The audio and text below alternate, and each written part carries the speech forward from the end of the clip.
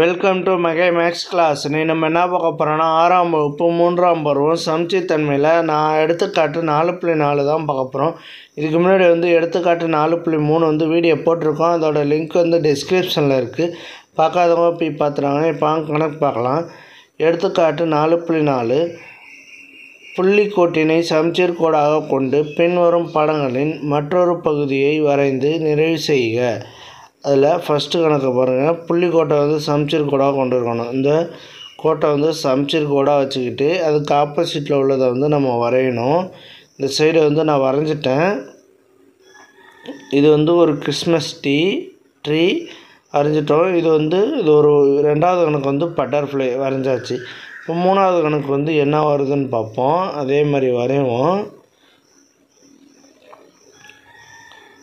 அதே மாதிரி இந்த சைடு வரைவோம். லெஃப்ட் சைடில் உள்ள மாதிரியே ரைட் சைடு வரைவோம்.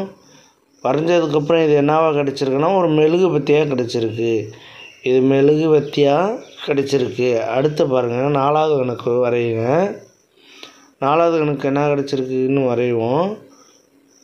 இந்த சமச்சீர் கோடை வச்சுக்கிட்டு வரைவோம். நேராக கோடு இழுத்துட்டு அதே மாதிரி அந்த இது போகிற மாதிரியே கோடு போடுங்க. போட்டுட்டு கீழே ஒரு கோடு. இதை நினச்சிட்டோம்னா என்னது, இது ஒரு ஸ்டார். வரைஞ்சிருக்கோம். இது ஒரு ஸ்டார் இந்த இதில் இருக்குது. இது மெழுகுபத்தி, இது பட்டர்ஃப்ளை, இது கிறிஸ்மஸ் ட்ரீ. இதெல்லாம் ரைட்டாக எப்படி கண்டுபிடிச்சிக்க போகிறோன்னா, நெக்ஸ்ட் பேஜில் இதோட ஆன்சர் கொடுத்துருக்குங்க. பாருங்கள் எப்படி கிறிஸ்மஸ் ட்ரீ, பட்டர்ஃப்ளை, மெழுகுவத்தி, ஸ்டார் இது எல்லாமே அப்போ சமச்சீர் கோடுக்கு ஏற்ற மாதிரி வரைஞ்சிருக்காங்க. ஓகேவா?